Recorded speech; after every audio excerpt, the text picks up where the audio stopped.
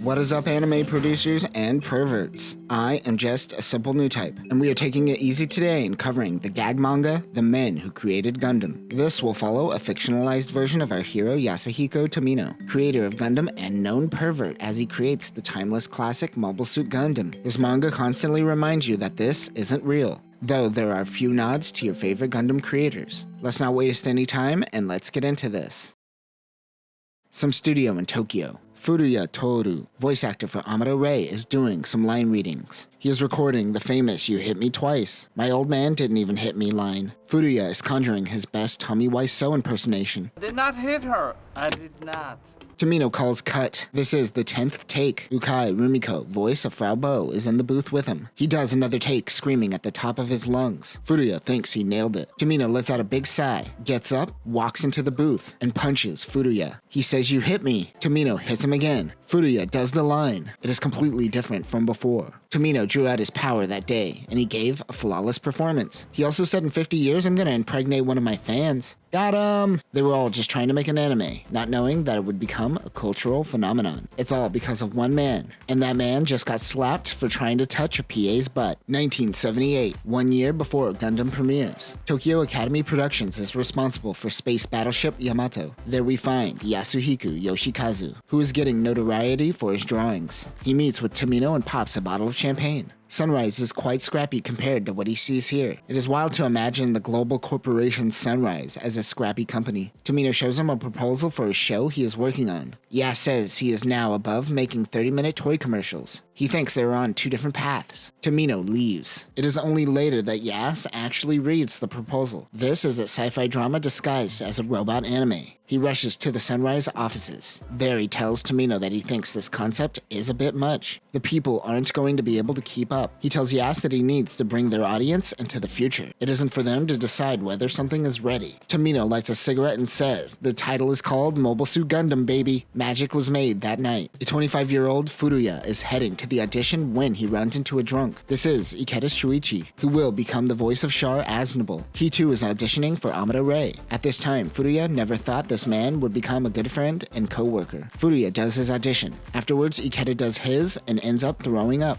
He doesn't even know what he is auditioning for until Furuya gives him the proposal. Ikeda sees the character Char. He returns to the booth and demands to audition for this character. Ikeda instantly sobers up and performs some of Char's lines. They are stunned by his performance. Tomino thinks that they have found their Char Aznable. Sunrise program director Kusakari Momoe runs into Tomino's office to tell him that the sponsors are here for a visit. Kuroba Tsuchido represents generic toy company. Kuroba says that everything looks good, and they like the designs, except for one thing. He doesn't like that the Gundam is all white. In the novel Mobile Suit Gundam and in G-Quux, we see this white Gundam. He wants Tomino to make it more colorful and flashy, but Tomino says that this is a fighter jet, and like fighter jets, they aren't colorful and flashy. They should be putting focus on the drama. For a toy company, drama doesn't sell toys. But Tomino says that it doesn't because they simply haven't been shown drama. The two argue back and forth when Yas comes in with a design for the Gundam with some color. Kuroba likes the design. It still retains the white while adding blues, reds, and yellows. Yas tells Tomino not to die on this hill. Many companies go bankrupt without making some concessions. Tomino finally concedes. Kuroba also tells Tomino that the Xeon grunt units won't sell, so he could do whatever he likes with them. Tomino takes this to heart. He goes to his mechanical designer, Kuniya Okawara, since he said he could do whatever he wants with the grunts. Tomino gives Okawara a sketch for a grunt design. It looks like a proto-Zaku. 3 days later, Okawara sent him a wooden design of the Zaku. This isn't artistic license. Okawara used to create wooden 3D models as he thought this was the quickest way to show the real thing.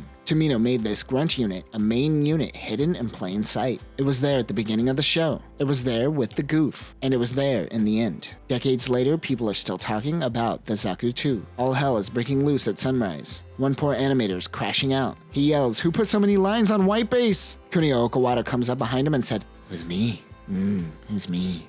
Kusakari comes in with new drawings, but Tomino checks out her panties. This happened to be New Year's Eve. It is now 1979 and the premiere is almost here. They continued work until April 7th when Mobile Suit Gundam premiered. They celebrated until the ratings came in. It didn't look good. It's all Battle Fever J's fault. The show is a failure. Meanwhile, anime magazine Animech editor-in-chief is Komaki Masanobu, who seems to be getting off on Anna Green Gables. Weird. He is given the first episode of Gundam. After watching, he decides to make the next issue all about Gundam. They have just finished the Rambaral scene and are moving on to Ryu Jose's scene. Ratings are still terrible. Tomino decides to come up with the villain of the week mech along with the famous G armor of the Gundam. If they sell toys, then the sponsors will forget about the ratings. They're getting desperate. This will also put a strain on the animators. They just have to endure. Han, Keiko, voice of Isolina, finishes recording her lines. She cheers up Ikeda about the ratings. After finishing Isolina's lines, she keeps her Fridays open. She has a feeling she will be needed again.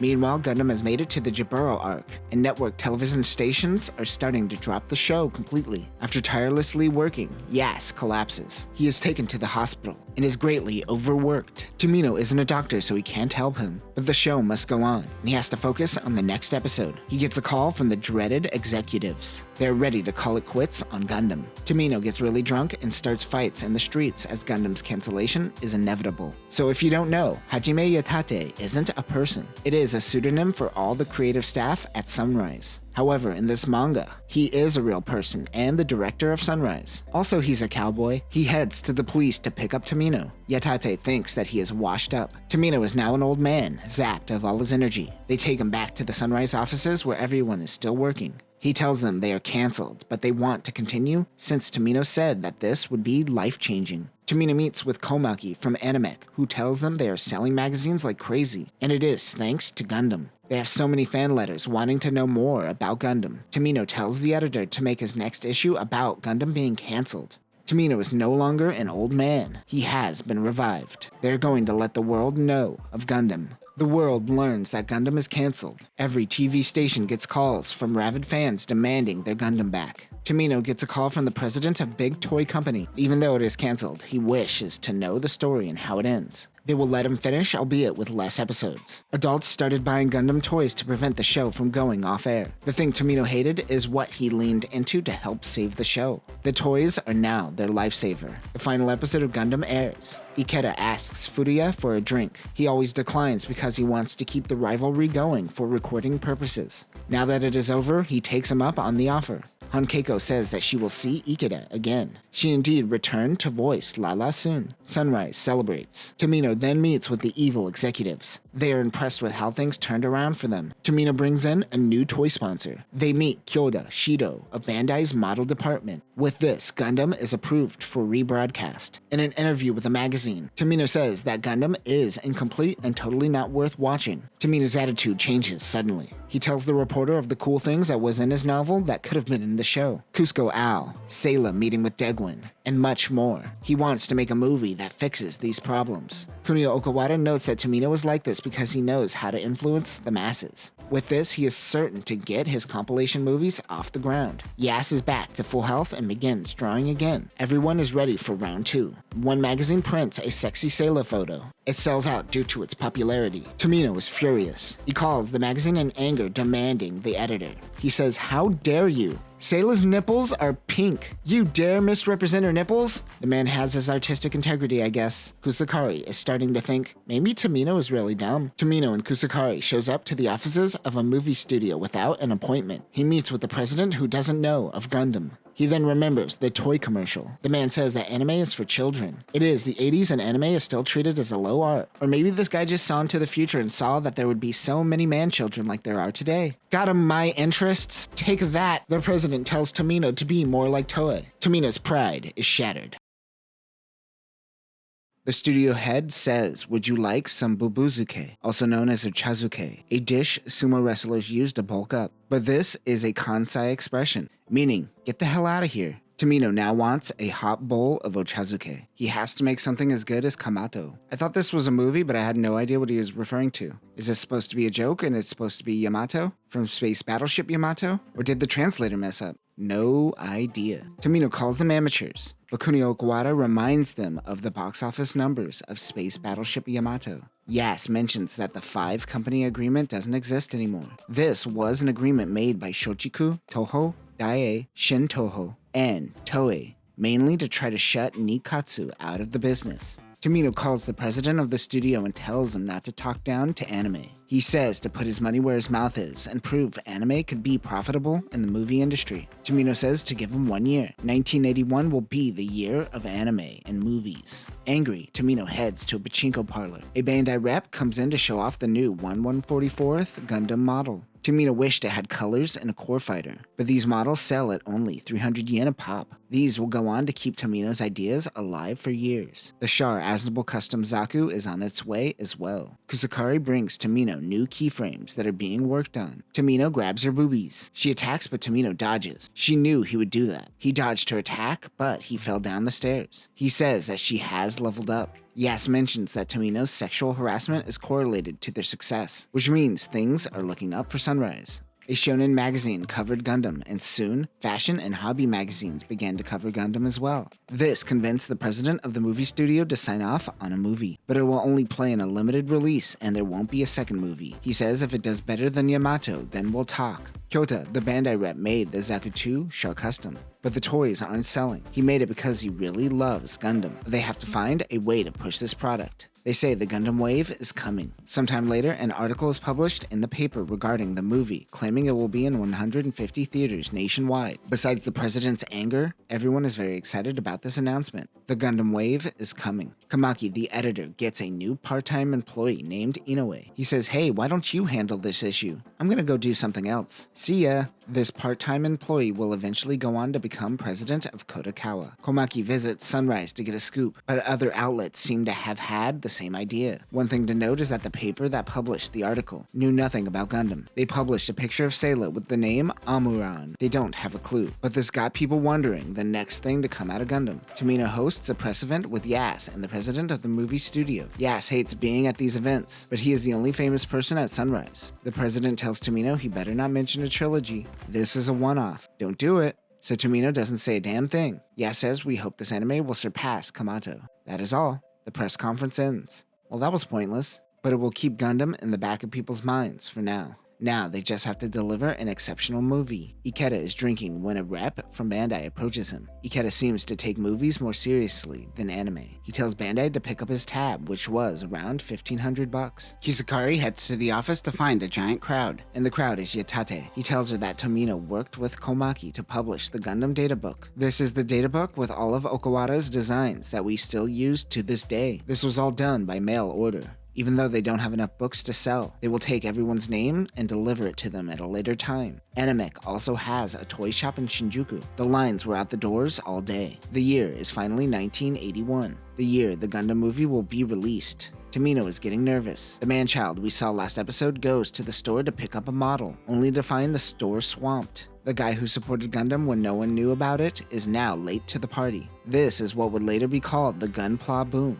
Komaki is happy for the boom, but Tomino is bummed out. This is because Space Runaway Ideon was cancelled. The sponsors barely knew of its existence. In the past, Tomino went to Hajime Yatate, who showed him designs for toys. They wanted to let Tomino make a show based off of the toy designs. He looks at Ideon and instantly decides to do that one. They love the concept of combining toys into one giant robot. After the moneymen leave, Tomino says now that they're gone, let's make something meaningful. Did you know there's robots from the 6th civilization? We are going to reset the universe with this show and take off a couple of children's heads in the process. Toy sales ended up being abysmal and the anime was cancelled. However, this led to him being known as Tomino the Killer, or Kill 'em all Tomino as we say in the West. The line at the movie theaters are very long. They aren't lined up to see a movie, however. They're pre-ordering tickets from Gundam. This movie is about to break box office numbers. The president calls Tomino and admits defeat. He says he can make a second movie. Tomino was able to lock in a trilogy in the end. Everyone was excited until Tomino says the second movie is coming out this summer. It is almost spring. The third movie will come out next spring, so they have to make 2 movies in less than a year. Those poor animators' hands. Tomino says that he will handle the editing himself. Yas explains that Tomino is a master at being a patchwork editor. When things were looking grim on Zambot 3, he was the one who was able to edit a coherent episode out of what they animated. This is episode 20, Night Before the Battle. Yas is dedicated to fixing that mistake, being mysterious. That is when Okawara comes in with a new design. It is the core booster. Now that they don't have to sell toys, they're going to replace the old core fighter that Sayla piloted. This is going to be the busiest they have ever been. Tomino calls this his 1-year war. We head back to 1978 where we meet Itano Ichido, who is just an in-betweener at this time. However, this animator is most famous for the Itano circus. We see this in Gundam. Any scene where one mech fires a missile barrage and another outmaneuvers the rockets in a highly choreographed dance is known as the Itano circus. I guess you could call it a genre convention or a cliche. This wasn't just seen in Gundam, but also Macross and many of your favorites, I'm sure. But right now, he is working on animating a key. He does some physics to show his animation supervisor the proper placement of the keyframes to get realistic movement. This is what you had to do before all the software did the tweening for you. But this is a background scene in an anime. It doesn't have to mimic real life. Itano is into hyper-realistic animation, but animation budgets wouldn't allow for it. Itano meets with Mamoru Hamatsu, an animation director, but at the time was an in-between checker for Gundam. He tells Itano that his show is all about realism and less fantastical than most robot shows. He soon found himself working at Sunrise as an in-betweener and eventually became a key animator. Itano sees Tomino crying from his own storyboards. He gives them to Yas, who also starts crying. Itano was curious, so he takes a peek. He too begins crying. For the episode, A Decoy in Space, Tomino wanted all the flamingos in the scene as Whitebase leaves Jaburo. Itano says he will handle it. Every one of these birds were the work of the rookie animator. He finishes the birds when Yas collapses. Itano watches a building collapse to study how smoke moves. Kusakari thinks that Itano knocked down a building just to learn how to animate smoke. Back at the office, Itano shows his supervisor how to reduce frames of a bit while making something look like it is moving at super speed, but his supervisor says just to add frames. Itano took this very personally. He takes a few frames out regardless. Meanwhile, Tomino is reviewing the episode with the Stumpy Head Gundam. He sees the animation of the Elmith bit and wants to know who did this. It was Itano. He ends up praising him. He then later animated Caecilia's head getting blown off, and Tomino said, tone it down a little bit. Itano would later go on to animate for Ideon and eventually Macross. As the movies ramp up, Sunrise gets a new employee. It is the publicist Nobe Tadahiko. He worked on Space Battleship Yamato and will act as the bridge between the movie world and the anime world, as he has his hands in both. Kusakari says that's cool. We don't really have the budget for marketing and PR, so good luck. Nobe visits Animec. Since they don't have a budget, he pleads to them to help out. Komaki mentions that there are probably 1,000 hardcore fans that Animec has at their disposal. Nobe is going to use them to hold a festival. Gundam sold out due to pre-sales, so its first movie isn't even out yet. This is all buzz in the hopes that people don't lose interest for the second and third movie. Nobe tells them about the festival in front of Alta in Shinjuku, which is an iconic landmark in anime and TV and unfortunately closed down recently. This will be a meet and greet, and Yas, Tomino, and Okawara have to be there for signings. This will be the first marketing meetup done in the anime space. They get a giant billboard to show off the event. Also, the reruns of Gundam were taking off and kids were loving it. Some drunk businessmen stumble onto Gundam fans dressed up in costume. The word hasn't been invented yet, but this was the start of what would become cosplay. Around 2,000 have already started to gather, but once things started, they got up to 20,000 people. Things got so crazy, the cops had to shut it down. Tomino gets on stage and tells everyone that they need to settle down in order to save Gundam. Everyone went silent. The festival was able to continue. He tells them to rise up for the new age of anime. The movies eventually come out and were a huge success. 30 years later, Kusakari, Yas, Okawara, and Tomino are looking up at the one-for-one model of Gundam in Odaiba before they ruined it and changed it to Unicorn. But it isn't complete yet. Tomino says it doesn't have a core fighter, and it can't move. They still have a lot of work to do. And that will conclude The Men Who Made Gundam. This was a silly, fantastical version of the production of Mobile Suit Gundam, but a reminder most of this isn't true. We got to see some big players who had their hands in Gundam. Everything for Tomino was an uphill battle, but in the end he knew in his heart that children can handle drama, and he proved that. Let me know if there's any gag mangas that are adjacent to Gundam that you would like me to cover. But that will do it for now, new types. Remember, according to Yas, sexual harassment correlates to sales. Peace.